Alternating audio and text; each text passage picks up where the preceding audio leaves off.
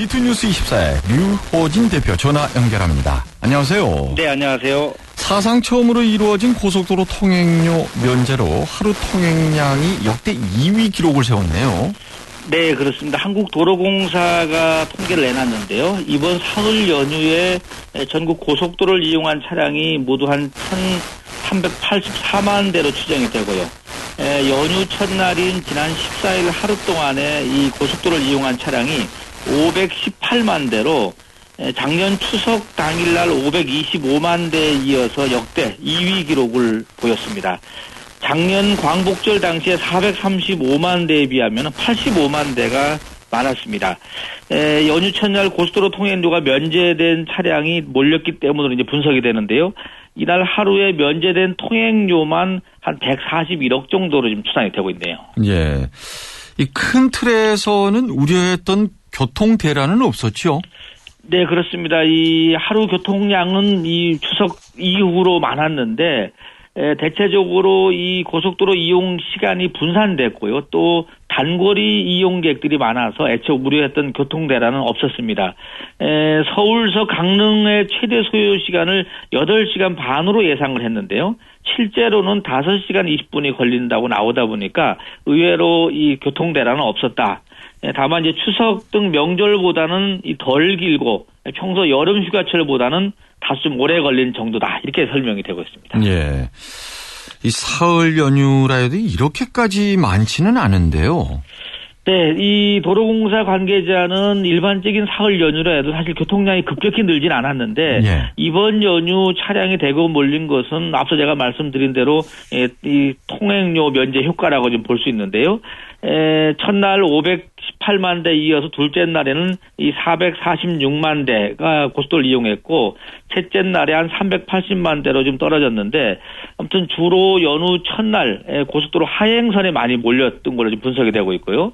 둘째 날과 셋째 날은 수도권 쪽으로 올라오는 상행선에 차가 몰렸던 것으로 보입니다. 네.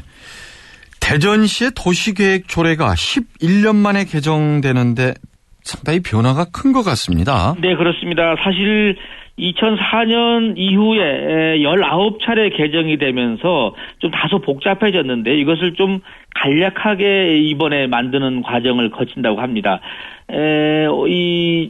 지금 말씀하신 대로 11년 만에 지금 다시 전부 개정이 되고 있는데요.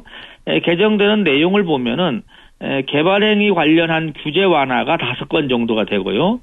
용도 지역별로 이 건축 허가물 완화가 5건, 그리고 지역경제 활성화 및 시민 편의를 위해서 용적률 완화가 3건 해서 모두 13건이 지금 바뀌는 것으로 나오고 있습니다. 예. 어떻습니까? 좀 더 구체적으로 좀 설명이 필요할 것 같은데요. 네, 조금 이 전문적인 부분인데요. 우선 크게 보면 이렇습니다. 일반 주거 지역 같은 경우에 그동안에 의료시설이 허용이 안 됐는데요. 앞으로는 일반 주거 지역에도 의료시설을 건축이 가능해졌고요. 또 그동안에 유통상업 지역에는 노유자시설, 그러니까 영유아 보육시설이라든지 아동복지시설 등이 허용이 안 됐는데 이것도 지금 허용을 하기로 했습니다. 이 밖에 이 보전녹지 지역에 종교집회나 노유자시설도 가능토록 했고요. 생산녹지 지역에다가도 의료시설을 두도록 해서 여러 가지가 상당히 좀 풀렸다 이렇게 보면 될 것 같습니다. 대전시 관계자는 정부의 규제 완화 방침에 따라서 지역계 경제 활성화 차원에서 규제 완화 사항을 적극 발굴했다 하는데 오는 10월부터 이것이 적용이 될 것이라고 합니다. 자, 이 스포츠 쪽에 있어서는 프로축구에서 대전 시티즌의 성적이 너무 떨어졌는데요. 네, 그렇습니다. 지금 대전 시민들 지금 한화 쪽에 관심 갖고 있다 보니까 그런지 시티즌 성적이 이렇게 떨어질 줄 몰랐는데요. 일부 리그 생존 가능성이 지금 희박해졌다 이런 분석이 나오고 있습니다. 엊그제 지난 15일 날 월드컵 경기장에서 성남FC와의 25라운드 경기가 열렸는데 이때도 0대2로 완패를 당했는데요. 이렇게 되면서 대전 시티즌의 성적은 1승 5무 19패를 기록했습니다. 그러니까 지난 6월 21일 제주전 이후에 8연패 수령에 빠졌는데 지난 3월 15일 이후 줄곧 대전이 지금 꼴찌를 달리고 있습니다. 강등권 바로 위인 10위하고 10위가 울산인데요. 울산과의 점수차도 12점으로 벌어지다 보니까 강등을 면치 못할 것 같다. 이런 분석이 좀 나오고 있습니다. 이런 부진의 원인 어디에 있는 걸까요? 말 그대로 이제 총체적 난국이라고 봐야 되겠는데요. 여름 이적 시장에서 12명을 남겨두고 11명을 방출을 했고 바꿔왔지만은 예. 효과가 아직 미미하고요. 수비력 면에서 상당히 지금 불안한 것이 대전의 수비수 실바 같은 선수는 지난 12일 날 수원과의 경기에서도 볼 트래핑 실수를 하면서 상대의 권창훈에게 결승골을 내주기도 했고요. 공격력도 답답한 것이 엊그제 15일 날 성남전에서 대전이 슈팅수에서는 10대 6으로 이겼는데요. 결국 득점에서는 하지 못하다 보니까 0대 2로 패했습니다. 여기에 5월 취임 이후에 아직도 첫 승을 올리지 못한 최문식 감독도 책임이 자유로울 수는 없을 것 같습니다. 예. 인슐린의 부작용을 대체할 수 있는 핵산 물질이 개발됐네요.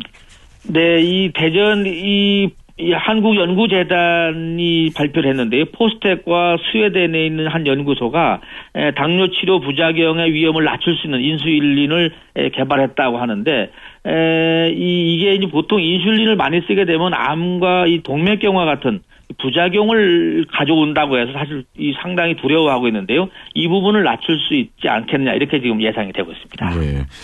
예, 오늘 소식은 여기까지 듣도록 하겠습니다. 수고하셨습니다. 네, 감사합니다. D2뉴스 24의 류호진 대표였습니다. 네, 플러스 뉴스 시간입니다. 권선택 대전시장의 캠프에 총무국장으로 있던 조아무개 씨 있죠? 징역 1년에 집행유예 2년을 선고받았습니다. 대전에 새로 산업단지가 10개 정도 지금 조성이 되고 있다는 소식도 있네요. 대전 시립예술단 3인방 금노상, 김덕규, 김효분, 제위촉 여부가 좀 촉각을 곤두세우고 있다는 소식도 있습니다. 오늘 아침 이 중도일보에는 조웅래 더 맥키스 컴퍼니 회장의 칼럼 디테일에 집착하라. 그리고 충청투데이의 여몽철 전 대전시장의 칼럼 천재들의 독서법이 올라와 있는데 눈길을 끕니다. 한 번쯤은 읽어봐도 재밌을 것 같습니다. 특허 심판원장의 대전 출신 신진균 심판장이 왔다는 소식도 있네요. 충남고등학교와 한양대를 졸업했다고 합니다. 우리나라 싱글족이 500만 명을 넘어섰습니다. 15년 만에 2배로 늘었는데요. 절반이 저소득층이라고 합니다. 하나금융그룹에서 이달 31일 날 KEB 하나은행, 그러니까 외환은행과 하나은행의 합쳐진 이름이죠. KEB 하나은행장 선출을 앞두고 있는데 하명주 충청하나은행장이 다크호스로 부각되고 있다는 소식도 있습니다. 비례대표 국회의원 10명 중에 8명이요. 지역구 출마를 준비하고 있다. 내년에.